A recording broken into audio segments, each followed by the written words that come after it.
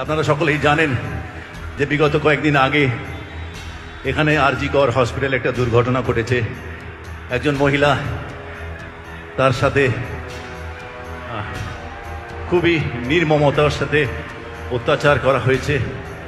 এবং আমি সকালে আজকে সোশ্যালেও পোস্ট করেছিলাম, আবারও বলছি যে আগামী আর কিছুক্ষণ পরে স্বাধীনতা দিবসে আমরা পা দেব, কিন্তু মাঝে মাঝে এরকম ঘটনা যখন ঘটে তখন মনে হয় আমরা সত্যি কি স্বাধীন হয়েছি।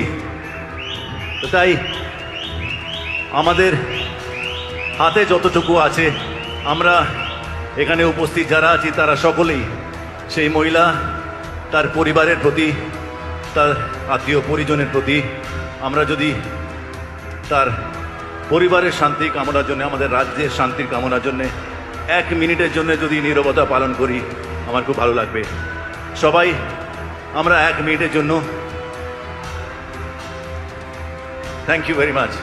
আরজি কর কাণ্ডে বর্তমানে ফুঁসে উঠেছে গোটা বাংলা রাজনীতি, বিনোদন থেকে ক্রীড়া, প্রত্যেক জগতের মানুষই এই ঘটনার তীব্র প্রতিবাদ করেছেন। এর মাঝেও কিছু কিছু তারকার মুখে কুলুপ এঁটে রাখা নজর কেড়েছে সাধারণ মানুষের টলি। সেলেবদের একাংশ কোনো প্রতিক্রিয়া না দেওয়ায় আমজনতার প্রশ্ন, বাংলার তারকারা এখানকার মানুষের পাশে না থাকলে দর্শক কেন বাংলা ছবির পাশে দাঁড়াবে? এই আবহে টলি সুপারস্টার জিতের একটি মন্তব্য ঘিরে শুরু হয়েছে জোর চর্চা।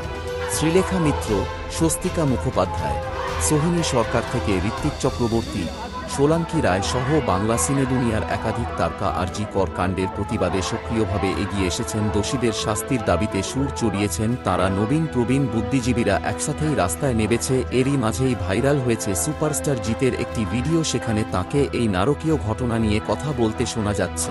এখানে উপস্থিত যারা আছে তারা সকলেই সেই মহিলা, তার পরিবারের প্রতি, তার আত্মীয় পরিজনের প্রতি আমরা যদি তার পরিবারের শান্তি কামনার জন্য, আমাদের রাজ্যের শান্তি কামনার জন্য 1 মিনিটের জন্য যদি নীরবতা পালন করি, আমার খুব ভালো লাগবে। সবাই আমরা 1 মিনিটের জন্য, থ্যাংক ইউ ভেরি মাচ।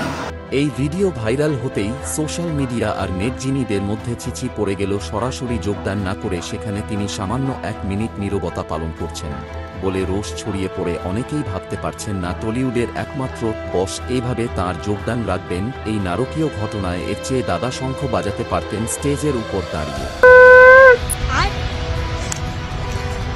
তিলোত্তমার পূর্ণ বিচার চাই। যে আপনি ওই শঙ্খটা বাজাচ্ছেন না, বাজাবেন কি করে? ওটা তো অ্যাকচুয়ালি জল শঙ্খ।